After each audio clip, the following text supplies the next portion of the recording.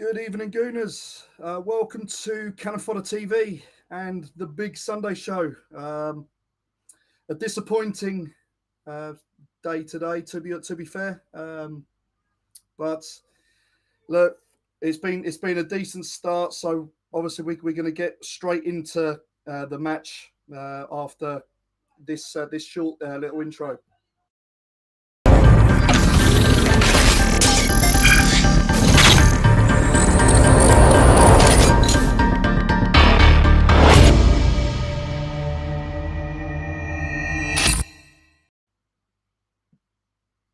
Yeah. Hi everyone. Yeah, it's just a loathsome again tonight. It's very short notice to kind of get everyone around after a disappointing result today.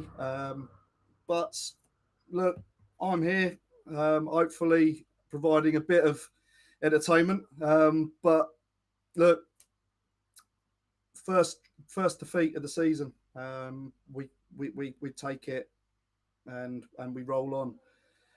I don't think we need to reinvent the wheel and kind of pull it totally apart because I don't think there was a huge amount wrong with the performance itself. I've seen us play a lot worse going to Old Trafford. Um, to come away feeling a little bit gutted that we've lost the game shows testament to how well we've actually played as a team. And look, it is what it is. But we've managed to kind of almost have a freebie as such. I don't like using freebie as a term, but we've got ourselves in a position to kind of say that yeah, if we do lose a game, then we haven't really lost a huge amount of ground. We're still top of the league, and we roll on. We roll on to next week. We go into Europe, and yeah, we see what's upon us then, and then we go to Everton come to us, and we start again. But yeah, I look at today, and I was kind of dreading. I said in my little pre-match uh, video or a little audio I made this morning when I was watching my boys' football, and I was speaking about that I wouldn't be surprised if we did go and lose to Man United. We haven't had a great time there recently, and in all honesty, I said we have done well, and if should we lose, yeah, I'm not going to be massively deflated. It's going to happen at some point, and yeah, we put in a decent performance, but we have lost. We come short again. Yeah, I was expecting a win. I'd gone for 2-1 Arsenal, and to be honest, for large parts of that, it looked kind of bang on that might happen. So look, a game of football's judged and decided by small margins, and there were those small details and small things within the game that kind of judged or finished the game, certainly as a contest in the second half. But yeah, first things first, really. It was a pleasing part to actually to go through and actually see about the starting lineup. And obviously, there was a lot of doom and gloom about players not being available. And yeah, we were thinking that this was going to be a real kind of struggle because yeah, we're talking about you got Ramsdale out, Ben White, Odegaard with a knock. There were all these kind of talks about the players are going to struggle. Is Zinchenko going to be fit? And it did look like potentially that we could be in for a bit of trouble. Obviously, I think that's kind of pushed the hysteria for signings at the end of the window. But if we obviously have those players fit and available, then it makes that kind of moment that not too much of a worry because look, we have got players available. You have got, say, like your Fabio Vieira to come in, and again, Sambi with game time. It's one of those, but this was the lineup that we were presented with in the afternoon, and yeah, we knew they travelled, but again, you wanted to understand how fit they were as players. Obviously, bearing in mind Zinchenko, Ben White, Ramsdale, how much training they had after the game on Wednesday, and involvement with the first team.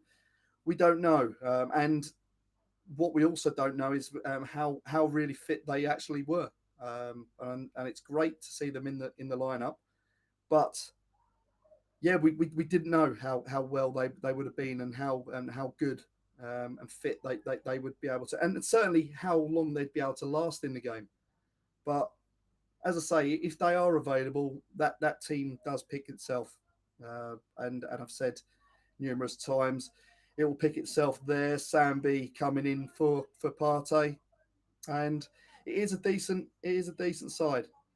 So yeah, it was it was nice, and the confidence there was buzzing as soon as you've gone into the game.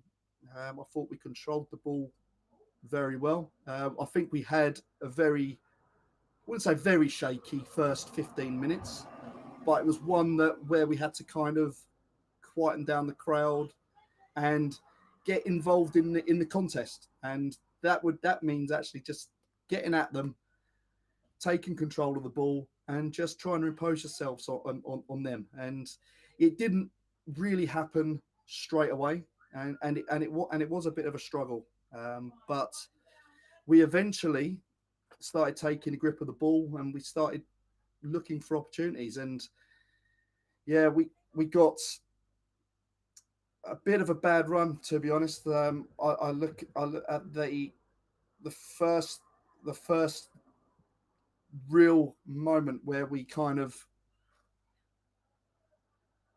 yeah, I don't I still, what I like to do is watch those games back time and time again, and actually just try and remember little bits.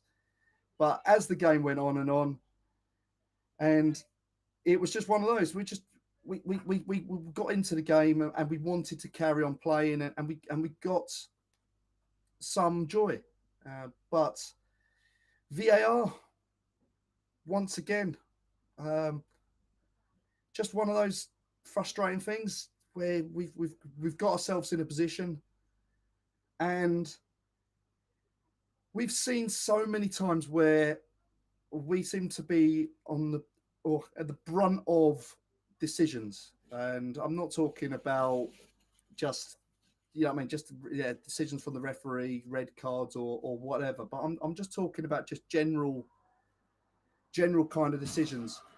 We had decisions that went against us against Aston Villa, and we look at what happened today, and you have to just question the consistency in those decisions.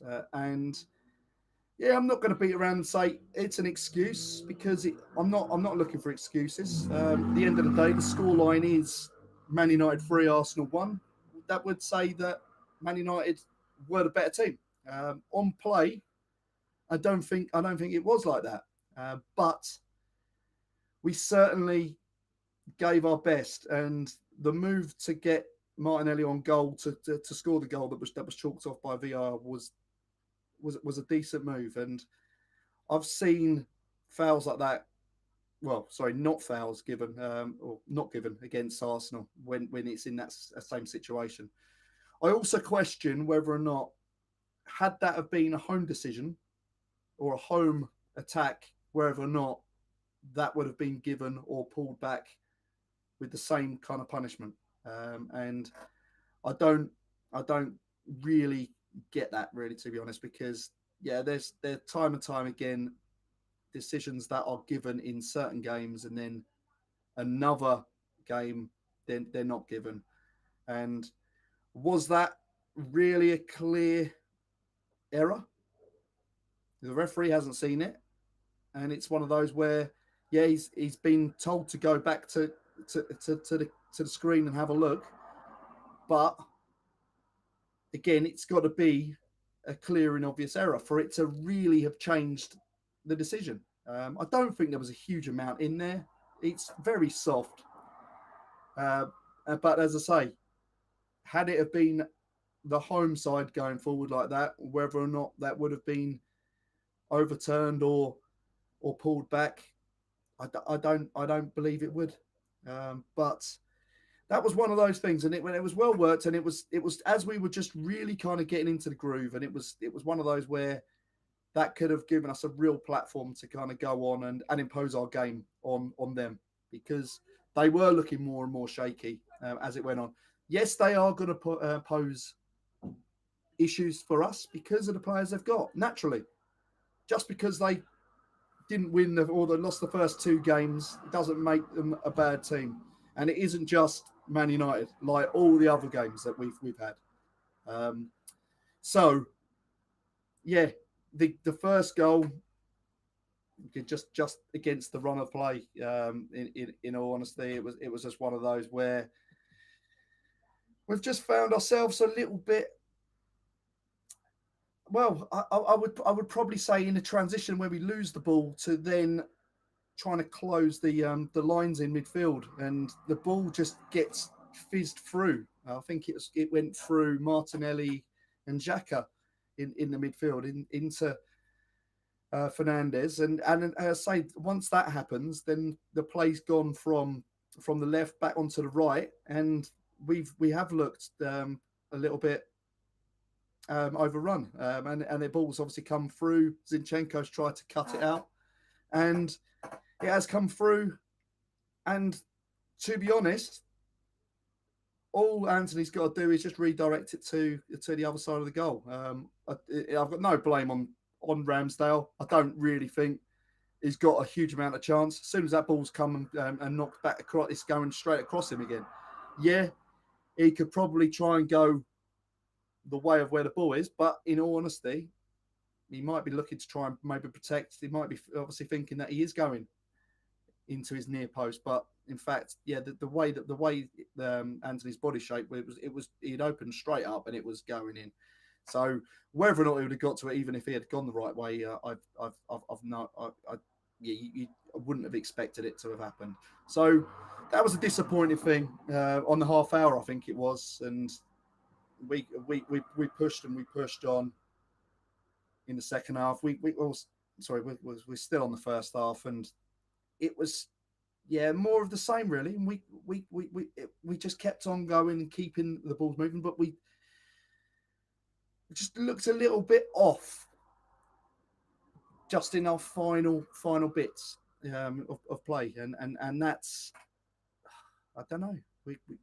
You're never going to get sharp play every single game. There's going to be times where we're going to be a little bit off. We're not going to be able to get the same kind of results that we have been doing.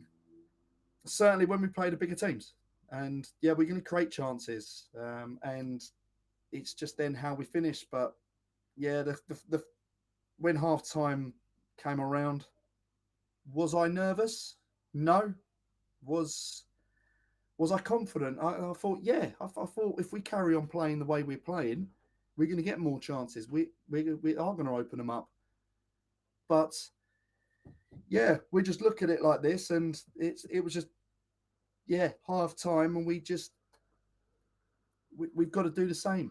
And then once we get going more and more, then yeah, we will get those front players on the ball and hopefully test Man United's back line, because yeah, they did look a little bit ropey.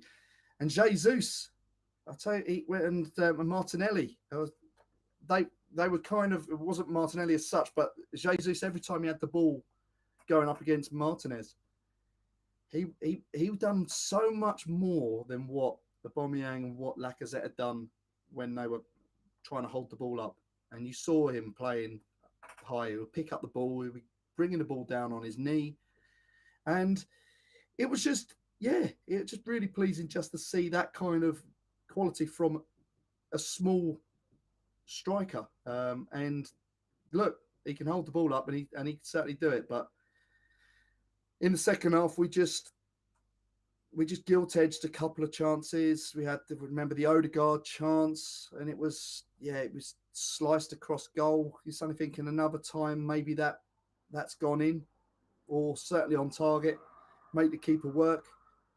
And then when the ball comes again, it gets fizzed back. It gets fizzed back in across the goal, and that's the chance gone. But it was just it was a game. Just we were in control, and we get to that moment, and that was a key moment as well. When those goals come in, or those chances come in, we got the goal through Saka, which was again well worked, and it was a nice finish by him.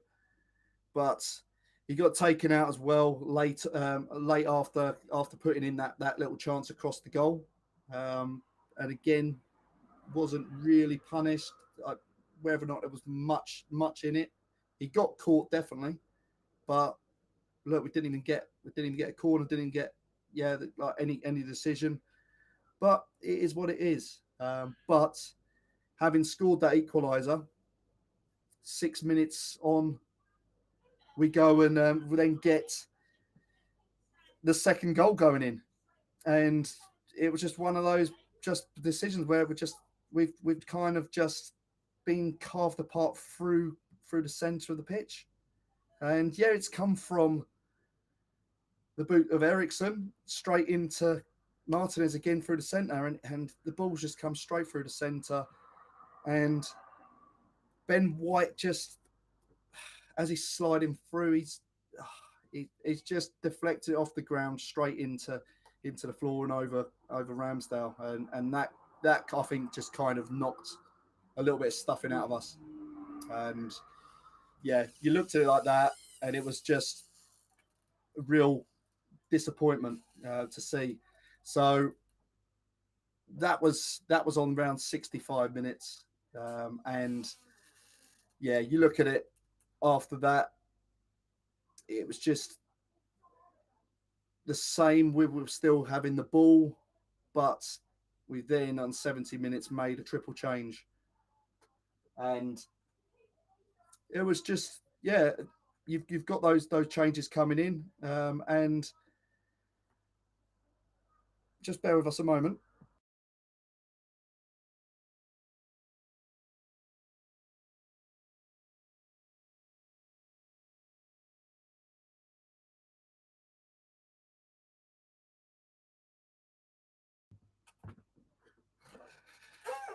Okay, so yeah, on 70 minutes, it literally changed a lot, with Smith Rowe and Ketia and Vieira coming on. Did it did it massively change the outcome? Yeah, we're 2-1 down, but what my only issue was whether or not those players that did come in and play were the ones that were kind of taken off. And were they struggling? Were they struggling at that time? Look, I've read things about fans saying, yeah, it's a mistake by Arteta for bringing on the free subs. Look, we've got to change it up. We've got to change it up 100%. And as I say, if these guys are struggling and potentially going to the red, yeah, they might not be fully percent. We don't know how fit they were. Maybe they could have only done 60 to 70 minutes, and they've all come on. And yeah, again, it's a double edged sword, isn't it? You either make the subs then, or if you leave it later, is why hasn't he changed it? Or if one of those players then gets injured because he's left it so long, it's a mistake then, because he's left it too late. And yeah, it was a mistake to play him. And it was one of those. You hope that there's no kind of real kind of issues, certainly after the game with these guys that have come in. But after that, we just got another sucker punch again, didn't we? And yeah, it was just more of the same, really. And to be honest, I honestly thought that Rashford would have been judged to be offside in that instance. It wasn't like it was a different phase of play. It wasn't as if he come back onside to then go again. He was offside at the start when that ball was played in that Ericsson had picked up, and he still carried on with it, and he still carried on his movement, and he was there to finish off the ball. So he could have been, well, you could say he was still interfering in play because he's there and he's involved in it. So you suddenly think, well, maybe that could have been looked at. But obviously, he's not interfering if he hasn't had the ball passed to him. So it was one of those 3-1, and that was that. And yeah, it was game over. And Ben White come off for Tomiyasu. By the and the game was done. Man United was shoring up with defenders, with Fred coming on with the midfield, and it just tied in everything up. And it just become more of a frustrating game with Man United playing on the counter attack. So you look at it at the end, and you see. One moment, I've got a little stat for you. If it comes through. There we go. And just to sum up, in the end of the day, it's, look, probably can't remember the last time Arsenal certainly had more shots on target than, or more shots than Man United at home, and certainly with more possession than a Man United team at Old Trafford. So there is positives in this, and it isn't great knowing that we've lost a game. But look, I'm looking at the performance itself as a whole, and I can't be disappointed with the performance. I think the effort, the way they started, the way they carried on going throughout, I thought was really pleasing to see. But at the end of the day, it does matter with the goals scored. But as I say, it doesn't lie. We're still there. We've set ourselves up, and we haven't lost any further ground on it. Really, to be honest, it's still too early to even start really looking at it and saying, yeah, we're top of it. I don't crow that we're top of the league. Look, 6 games. If you'd have said at the end of the start of the season that we would have been in this position, yeah, we only lost 1 game. We've only dropped 1 game where we've dropped points. Then I'd say fair enough. We've seen other teams dropping points with teams that we've played and beaten. So yeah, I don't find it too bad. But I'm just going to pop into the live chat at the moment. Richard seems to be the only one in the house. So anyone else watching, guys, get your thoughts into the live chat and let me know. But yeah, let's go. Yeah, so yeah, it's probably the strongest lineup we could have had. Yeah. Zinchenko as defensive midfielder, Tierney as left back. Yeah, it's one of those how we want to play, and Tierney, I don't know. I'm not sure. He wants to stay wide, and that's the way he plays. Would that make us more open potentially going forward? Whereas Zinchenko being on the left, will be able to tuck in a bit more and certainly be a bit more freer. Would I say Zinchenko had the best game? Probably not. Did he look a little kind of rusty or a little bit off? Yeah.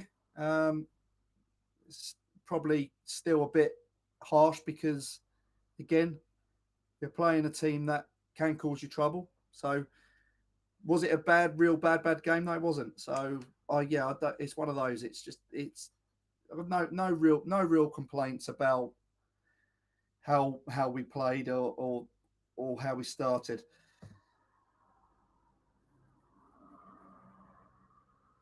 Yeah, 15. Yeah, they had the possession, but yeah, we didn't know nothing to write home about. There was nothing really in there which was making us real worried. Yeah, 100% there. But yeah, as Richard had said, it's more. Yeah, they were more clinical with the chances, and yeah, all three goals were.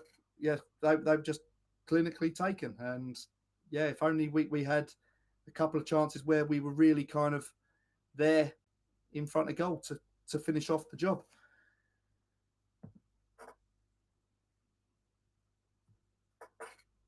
Yeah, it goes to show when you have got lots of pundits saying that they found it very soft, that it was given. But yeah, this is why I say about if this was a home decision, I don't think it would have been given. And yeah, you look at it like that. Any kind of decision like that, I find just kind of always kind of goes the other way. Whether or not potentially we may have got it at the Emirates, as I say, you need to be shot. I think to get the decisions. And look, Saka with Mings on Wednesday, and you look at that, and you just suddenly thinking that was unbelievable, and how VAR deemed that as not worthy of the penalty or a foul anywhere on the pitch that is given as a foul. So yeah, inconsistencies all over, and as we've seen this weekend, there's been so many rubbish decisions by VAR, and we're talking about VAR looking to be improved every single year. I think it's got worse this year to start with, and we certainly haven't learnt lessons of previous years where we've had it and then tried to add bits to it to make sure it is better than the previous season, because yeah, it's totally regressed and gone backwards.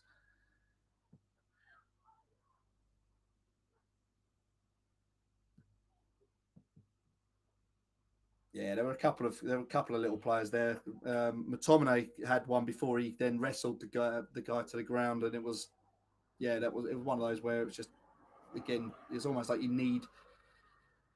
need more lives. That's what they've got. They're all, every other player is almost playing on two, three, four lives, and we seem to be on our last life all the time. And it seems that the silly kind of tackles or kind of shirt pulls get punished, and we get a yellow card. So yeah, I'm quite disappointed still, but yeah, the first half stat really was really telling as well, and you saw that, and yeah, touches inside the box. I think it worked out. Man United had 8. I think this was at was it a 1-0? Maybe at half time or just before half time.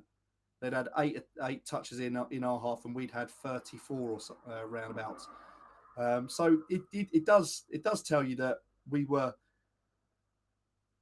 well in control. So yeah, but look, we've gone to Old Trafford and we've been dominant, but without that kind of final bit, and that's where we as a team need to improve. As a young side, yeah, we need to improve, but as a young side, we learn through this defeat, and they need to learn by taking those defeats. They'll learn from the ones from last season. But look, to go to Old Trafford and to lose isn't an absolute travesty. It's happened to many teams, but yeah, that performance itself warranted more for the group. But yeah, it's just one of those. But yeah, we look on to Thursday, Europa League, and Yeah, that's our next focus. But yeah, well, it kind of is VAR. Um, I feel that they've changed or seem to have kind of changed the offside, the way they look at the offsides again, and you're still seeing some really strange offside decisions being pulled back or allowed. And until they get this right and start using common sense, then it's it's going to be it's just going to be a rubbish kind of thing, which is taking away the whole kind of enjoyment factor of football. If we're going to judge offsides by, or certainly decisions in games of football by geometry and drawing lines and a line a couple of pixels away from the other line, then it's dead as a sport. I don't see any reason why you come away from that kind of advantage to the attacker rule if it's level or you can't tell. Look, it's easy to tell if they're offside without really drawing lines. I mean, if you can look at it in real time, two, three, four times, which you could probably do inside 10 seconds, you'll be able to say that's offside. So that's a clear and obvious offside. If we're level or someone's shoulder is slightly more forward than someone's big toe, then it is not obvious. And then it should be advantage to the attacker. But this is where it's crazy, and you see the decisions this weekend, and you saw the Villa goal, and what made the linesman really 100% unbelievably put his flag up and say, I'm 100% sure he was offside, when there was no chance he was offside. And this is where there is massive problems because, yeah, we've gone through the whole situation where we had them raising offside flags and then players stopping right at the start and then suddenly realising, hang on a minute, we've still got to play. Then you got to the point of that no one was going to flag. So then potentially players get injured by going hell for leather to try and win the ball, only for the flag to go up as soon as they're anywhere near the ball or it's near a goal. And then you get this little thing, and you're suddenly saying, well, if we're going to run the game by drawing lines and we're going to judge it by pixels, then you may as well do away with those linesmen. There is no real point. You may as well have dumb linesmen, not actually linesmen there. I'm not calling them dumb. I'm just saying they're just dumb. So they're not actually linesmen. They're just no one there. It's all run on technology, and that's that. The referee will then speak to VAR or whoever's there. Yeah, is it offside? Yes or no? Done. And that's it. But yeah, it was a massive howler that was. And even the West Ham goal against Chelsea was unreal. And yeah, you look at that, it's just, yeah, how can that be given as a foul? So it is what it is. But yeah, we take it and we have to move on as a group. Yeah, we make sure we're solid in Europe on Thursday to then go to the Emirates and play Everton. And we need to get back on the run again and get the 3 points.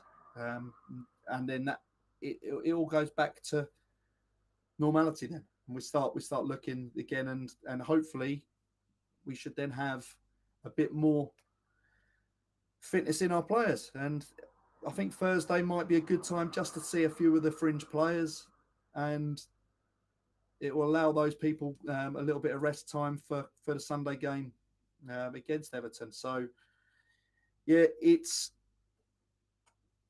never nice to come on after that because, as I say, I was gutted when it happened because yeah, I think we deserve so much more, but it is football, and yeah, we're governed by decisions, but yeah, if we're not clinical with our chances, we've certainly at least not got to be so easy to get through, and it showed the quality of Ericsson in all honesty.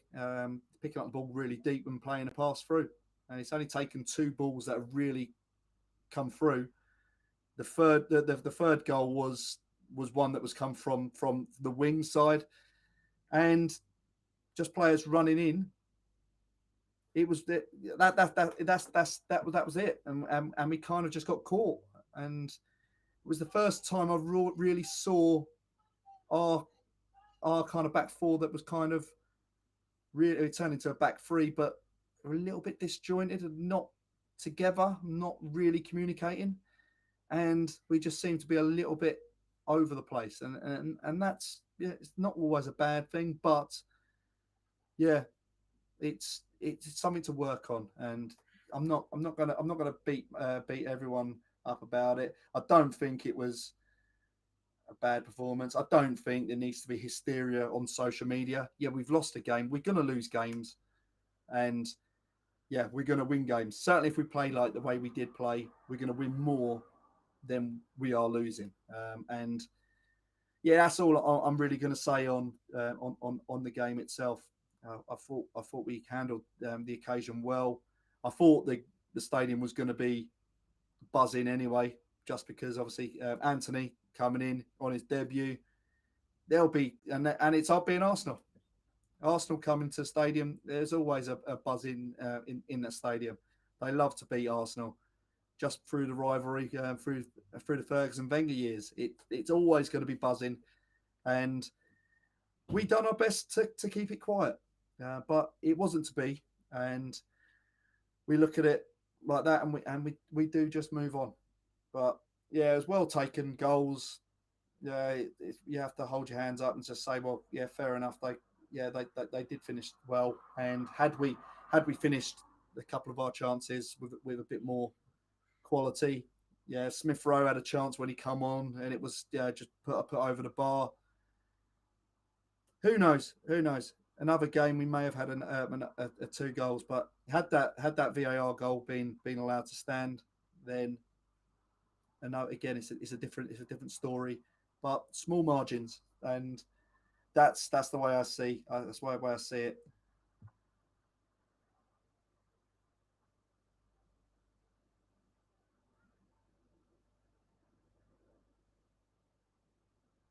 Yeah, well, I say players have got a lot to do with the decisions. Yeah, I don't think Fernandez really played a massive help in getting that decision overturned today. He was in the ref's ear straight away, but he's always like that, and then he'll go down like anything, and very soft. So yeah, yeah, players need to be, well, certainly take a look at themselves, and yeah, I mean it shouldn't be on, but again, retrospective action. If we see a player doing that, why don't authorities call them out? Let's put them on a little charge. Let them know. Put them on charge. I want you to answer a kind of a charge on whatever, feigning injury or yeah, play acting. Get something in there to try and act as a deterrent. But to make the most of a little bit of contact is ridiculous, and yeah, it's just, yeah, it's not nice, and certainly when decisions go against you, it just makes it even worse.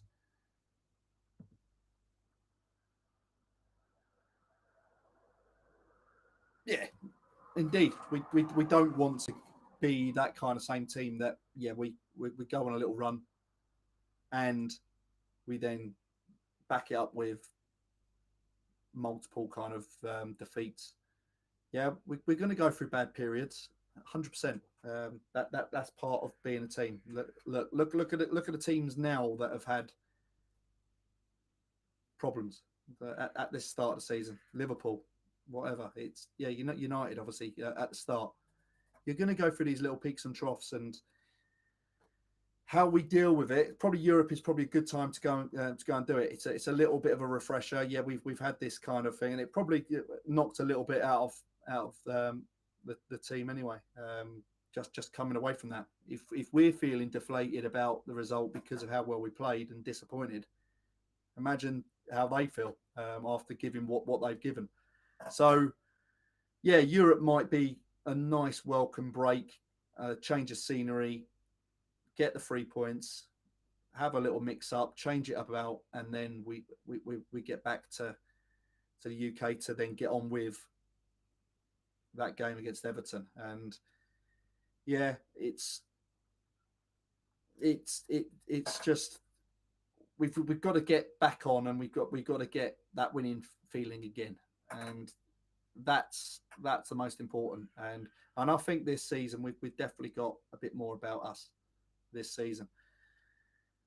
But any any guys want to stick some or girls want to stick anything on the chat? Any questions? Let me know your thoughts, because if I'm only going to go on for another 10 minutes, if anyone's got any thoughts, any questions about the game, fire them at me. Um, yeah, and get some interaction going on. It's me and Richard at the minute. It's a good job. But yeah, straight reds for simulation. Yeah. That simulation rule is probably the most annoying one as well, because you're seeing it's used so inconsistently as well, because you're seeing players that are going down for penalties. The referees are not blowing for penalties. So if they've gone down for penalties, I think Xhaka got booked for it. Obviously, Xhaka would get booked for anything. If he blew off on the pitch, he'd probably get booked for that. But he went down, simulation, yellow card. But you see numerous times where players go down and the referee's like, yep, no, gone down. But, well, if he's gone down and he's really gone down and you're saying it's not a penalty and VAR have said, yeah, it's definitely not a penalty, then there should be a yellow card there, surely. It's a foul because you're trying to deceive. So that rule needs to be implemented a bit more, and certainly on a more frequent basis and with less irregularities to it. Or it's just otherwise it's just pointless, and players are just going to go back into that mentality of I can get away with it. Yeah, you've got VAR to help, but again, if VAR say no penalty after it's dived, then yeah, that yellow card's got to keep coming out, even if VAR are not involved. If that referee thinks that he's dived, it's got to be a yellow card. And if it then goes to VAR and says that, yeah, no, it was actually a penalty, then it gets rescinded and taken off. But we've got to start getting in that habit of dealing with those players that are trying to deceive.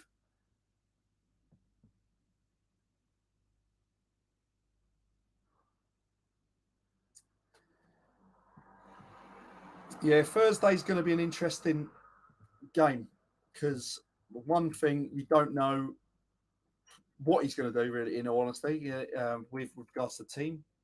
I can see certainly. I think obviously Matt Turner's going to come in, so he'll be playing in goal. Ramsdale will get a rest and probably just finish off that kind of maybe rehabilitation from the knock he got on Wednesday. I'm not sure if it was still affecting him when he played, but he's a big player to play, and as a goalkeeper, you can kind of get around that if it is just like a little niggle. I can see Tierney 100% starting because, yeah, obviously it wasn't involved today. So I would have him. I would have Holding. I would even give Tomiyasu a run out and Suarez. So I'd potentially have Tomiyasu alongside Rob Holding, and then have Suarez on as right back. Then you've got potential that Vieira is going to come in. And then who do you add alongside? And does that mean the likes of Matt Smith comes in from the under-21s? And you suddenly think that is a potential. I have a slight feeling, I believe, that we're going to get some bad news with regards to Smith Rowe. it appears that he may have hurt himself in the warm down today. So that's come from David Ornstein. So hopefully it's just a feel. So he's felt something go, but hopefully it isn't too bad. The word distress looks or sends an alarm to me, which I think maybe he's actually pulled something, which obviously would rule him out of certainly this next week's fixtures. Um, but yeah, we don't know. That would have been a game that I would have included Smith Rowe in 100%. So he would have had his game time, and in the end of the day, this is what we're talking about: getting the game time in for these players that haven't really played, and if he's now injured, it means those kind of games that he's going to expect to play aren't going to be available, just because he's obviously trying to recoup and get back again to get back in the team. So yeah, that's a disappointing one. So yeah, I think Nketiah will get the run out as striker. And does that then mean that still we go with a Martinelli, or we go from there? So I don't know. We'll have to just see what he says and who's still in a good place, because yeah, it is early on, but you look at what we've got potentially. As I say, Matt Smith could certainly come in that midfield. Then yeah, you've got maybe Taylor Hart. I don't know, or yeah, we're gonna have to wait and see, and just see what he looks at in all honesty, because you could band players around, but I don't know. We just have to see who's going to be available and who's going to be able to play. But I don't think we can go too inexperienced, certainly, because we've got to make it competitive. So it could be that we go and look at, maybe say, yeah, I'm trying to picture the players, but you're definitely gonna put Nketiah in there 100% for game time, because it'll be crying out for game time, getting on there. But yeah, I wouldn't like to comment on who else is going to come in. Yeah, there may be some other boys that he really thinks that are going to be good to kind of come in and do it. But yeah, I think it's definitely going to be a frustrating time, I think, for Emile Smith Rowe. It certainly has for the last 12 months, I think, for him, because yeah, he's gone down the pecking order a little bit now with him. But yeah, sorry, I forgot Marquinhos. Yeah, so it would be him on the right, but yeah, you're definitely looking at those kind of players that have kind of really been impressing in those early kind of performances. Yeah, so Matt Smith, yeah, I think Aziz has gone on loan, so he's not there anymore.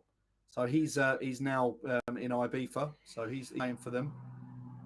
Walters, yeah, I saw a couple of the games he played in, and he was decent. But yeah, Marquinhos on the right for Saka, and then it's who comes in and fills the other gaps. But definitely the players that are in the background.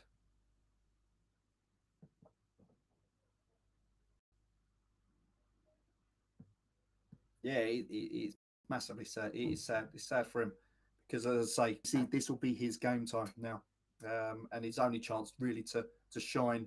And if he puts in performances that are glowing, then it's going to give him that chance. And he had today. Yeah. So it's one of those. He's just got to get fit and he's got to get clear of these kind of injuries.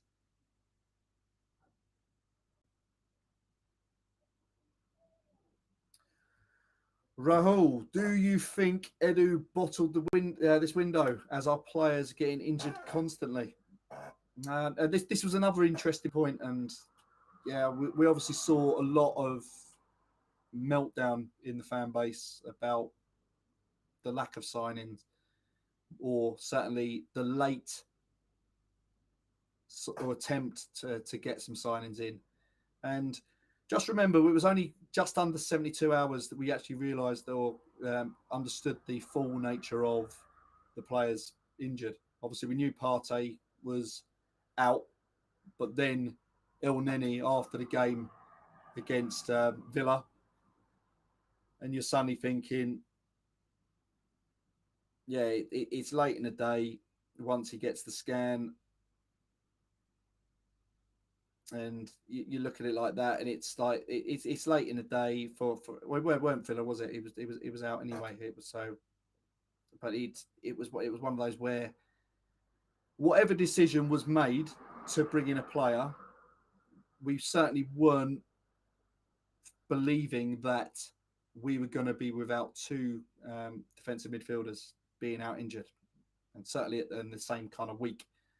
And yeah, it's one of those frustrating things where you could have them both fit, and we're ploughing along top of the league, and no one is batting an eyelid or really worrying about signings because everything's rosy.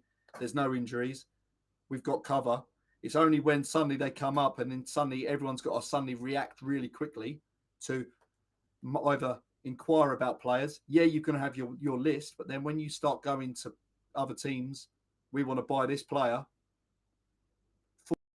48 hours before or 24 hours before the window closes. Those players, although exactly going to say, "Oh yeah, sure, we're gonna get rid of one of our best players, so you can sign him," because yeah, we haven't got any other players lined up. So they're always going to be there unless they've got a proper replacement for that player. They're going to say no, certainly this late in the window. So it's kind of one of those where it's really hard, and it always is going to be hard. You obviously need two sides to agree on those kind of deals, but it obviously needs to be the right time to do it. Villa aren't going to get rid of one of their players without having replacements, certainly where they are in the league. And yeah, if they get rid of one of their players, they've also got a sell-on clause, which was also a factor as well, a 20% sell-on fee as well. So whatever fee come in for it, they'd have had to pay Man City. So it's never easy. It's never clear. Do we think he bottled it? No, because I think, in all honesty, they've done another good job in the summer, and I take everything from what they've done with the squad from last season, the season before, to how it is now. I'm more happy taking this squad now as it is than I was. And obviously, we're seeing the final two ones that have just gone on loan, Maitland-Niles and Bellerin. And they're the final two that were kind of really kind of there, just kind of being on loan every season. And yeah, just kind of just taking a spot and just taking a cross. So yeah, I look at it like that, and I think they've done well.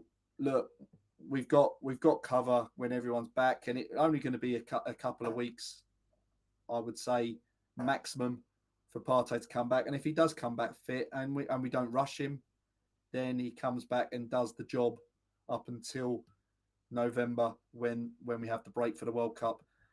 Look, we come out the World Cup and we go into the window. Yeah, the season starts back up. I think on Boxing Day, isn't it, or roundabouts? And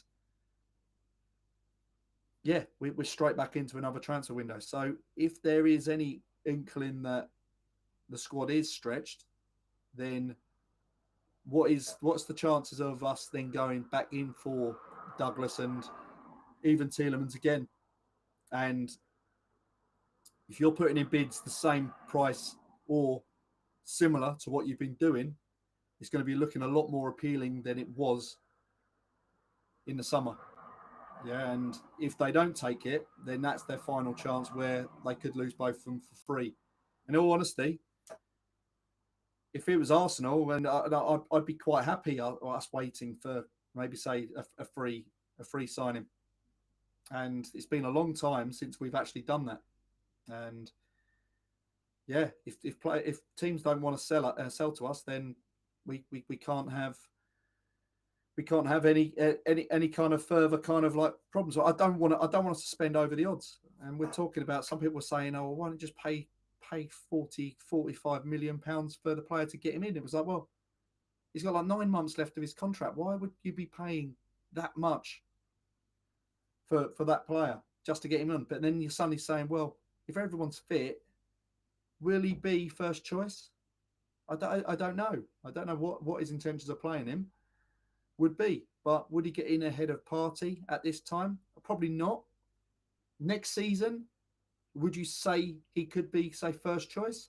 Then I'd probably say, yeah, because Arsenal probably might cut the losses with Partey next season just because of the injury factor. And obviously he'd be hitting 30 and moving on. And so all in all, we've got to keep it going. And it's another season, but it's another season where potentially those injuries could come back. And we know that he's been stuck with injuries.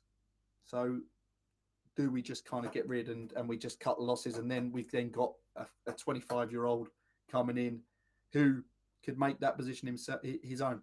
So yeah, it'll be interesting. But yeah, cheers, Ralph, for the comment. Yeah, Salza on the left or Sousa on the left. Yeah, potentially he has had a decent time. Certainly in those games. So yeah, look, we've got the academy. We may as well try and use them, or certainly give them a chance to play.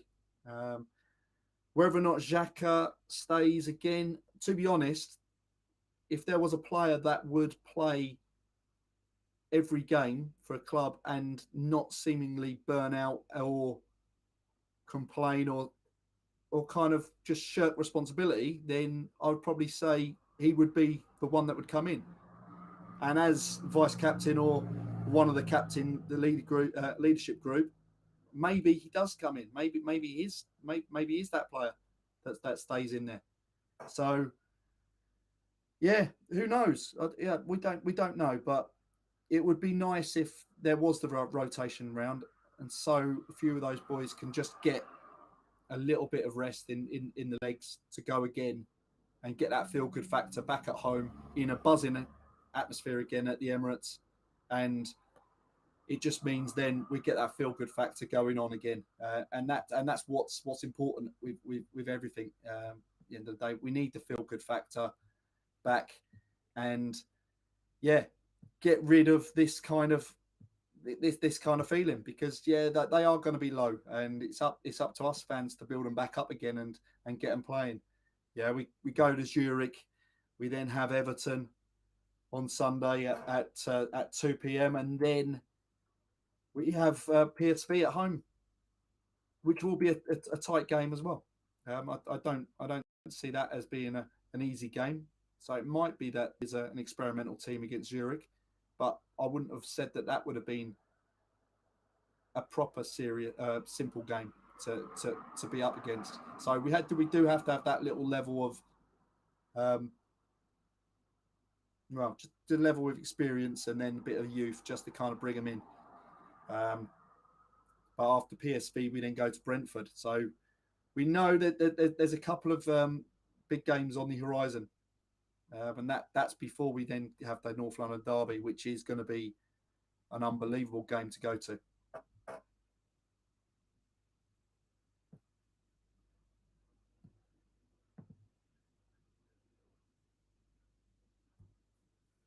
Would I have Jesus and Zinchenko and Saliba on the subs bench? Look, I could certainly see Saliba being on the bench, just just just to be another or a third defender, maybe if needs must. Um, Jesus, I think, will always be wanting to run around and put his hand up, but Zinchenko being back from a knock, an injury, then I think they were rushed back. I think they weren't all fully fit, and that's why they only got say 70 minutes. But yeah, I see him. I see him off, and yeah, only available on Sunday where we go again. But yeah, definitely Saliba or and Jesus maybe on the bench, just to give other options.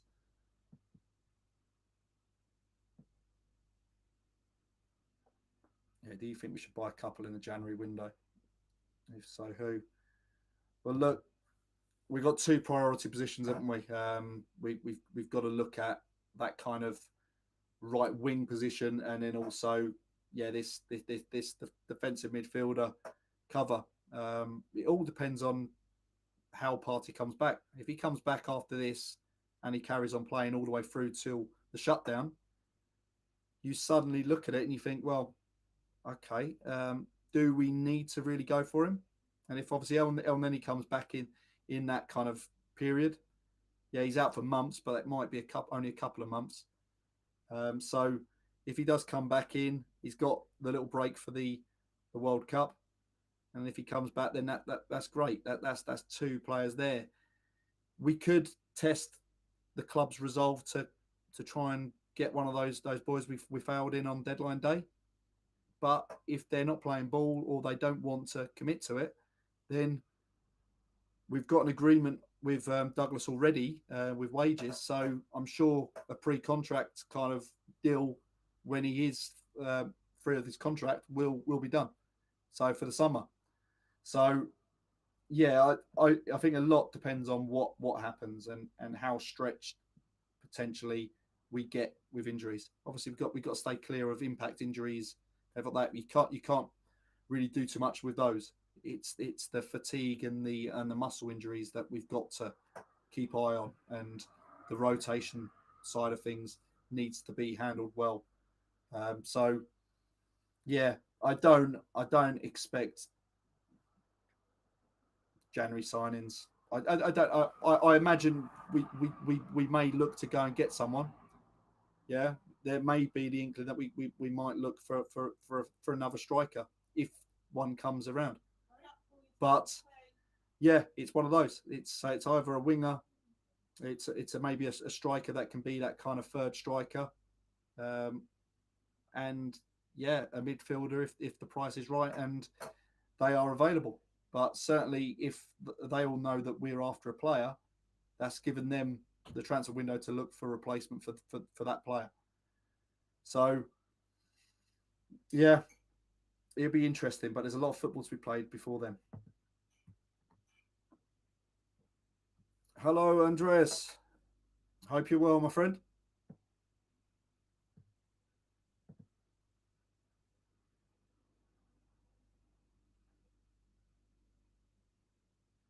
Agreed.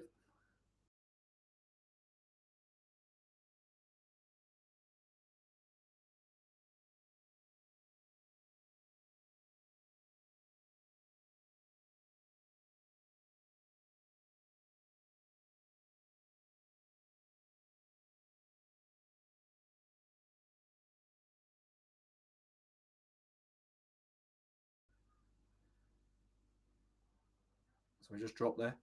We're back. We're back.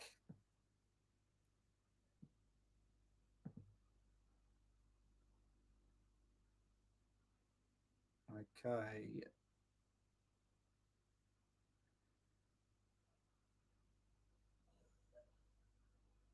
Him and Tierney on the left. Who was that, Richard? Was that Souza?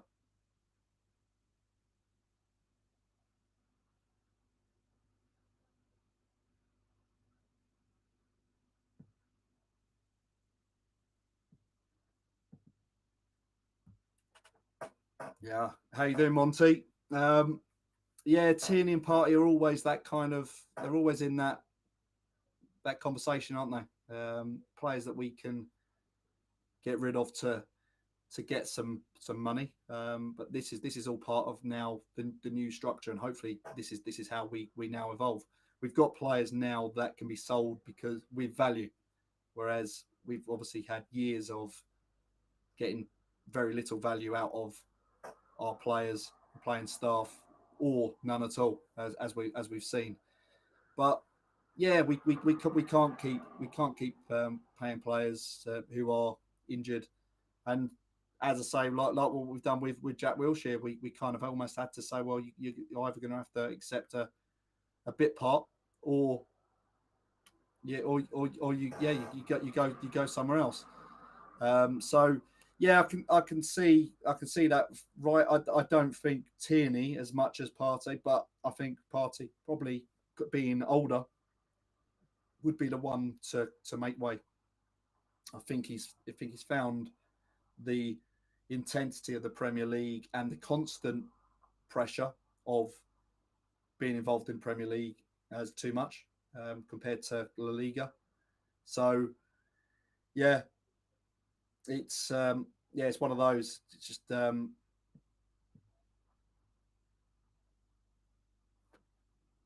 it's one of those where you've just got to just allow it just to carry on and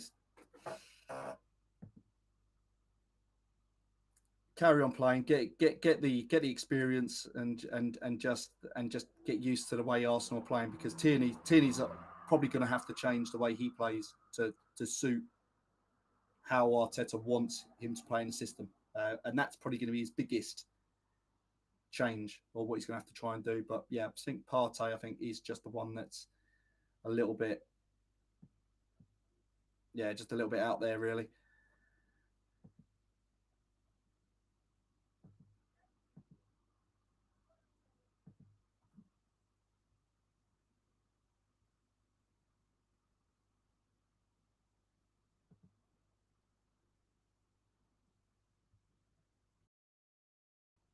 Just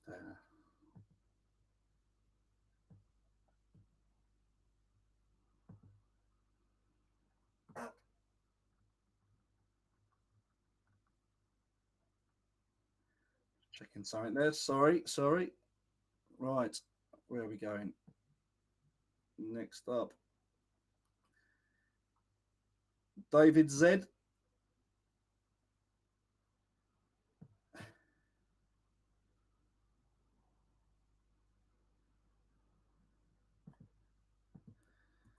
And Oz, though.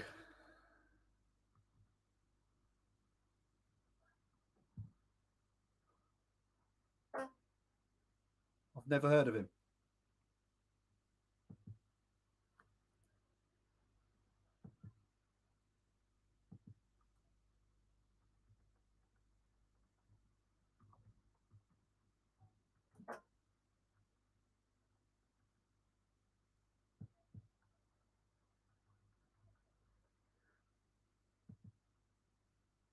I'll have a look at these and see what's going on. But yeah, look, we've got a lot of youngsters that could potentially come in, but it's just how we manage those. But it'd be good to see the mix, yeah, we've seen it before with the mix of experience and youth. So yeah, it will be nice.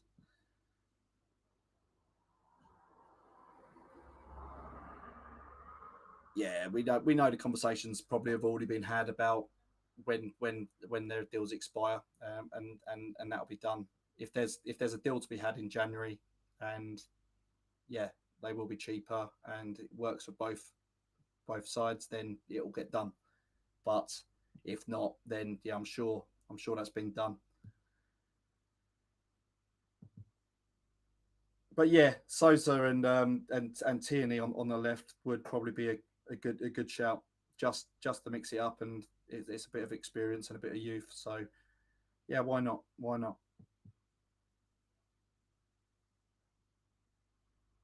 Yeah, wide forward would be useful. Yeah, it's someone to mix up. I think with Saka, in all honesty.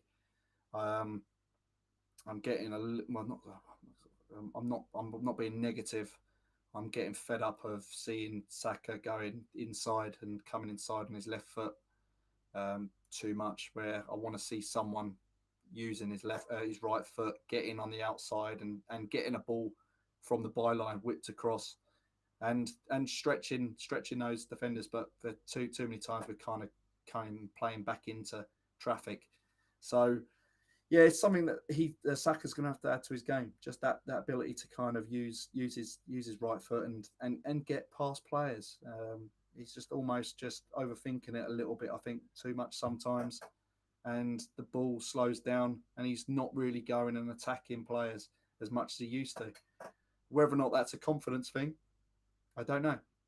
But yeah, he just needs to get that. And this is what I say. This is what's going to change him from being a nearly player to one of those world class players or a very good player. So if he wants his contract and wants a contract that he can sign, whatever it is, then he's got to perfect these little bits that that he's struggling with.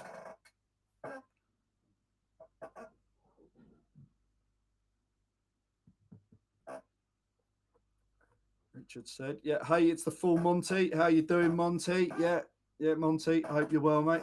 Moderator, Monty in the house."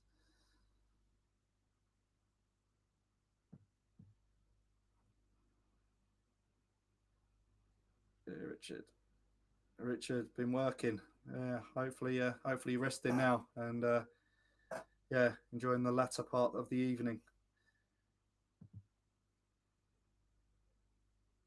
Yeah, I'd like to thank everyone for popping on and watching the stream. Yeah, the next one will be a bit more packed with contributors.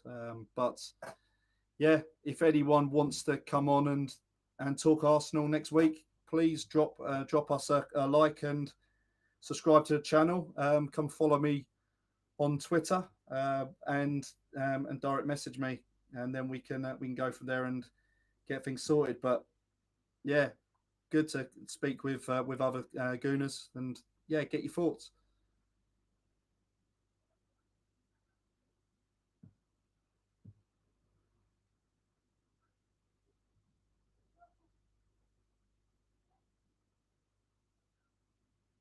Yeah, it's first day at school. Yeah, my young ones are getting all ready now, ready to get in bed and going from there. But yeah, as Monty said, guys, please give a thumbs up and subscribe if you're a new watcher.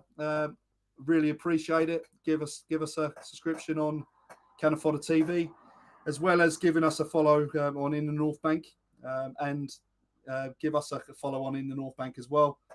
As I say, really appreciate any support that you can give. So yeah, feel free. But yeah, I'm going to end it there, guys.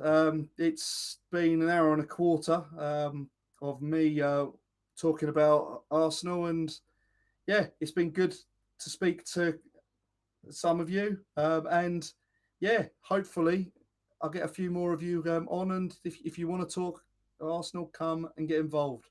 But yeah, you're watching Cannon Fodder. I'm the Bray from In the North Bank. Thanks for watching the Big Sunday show, and yeah, we'll see you again. Cheers, Gooners.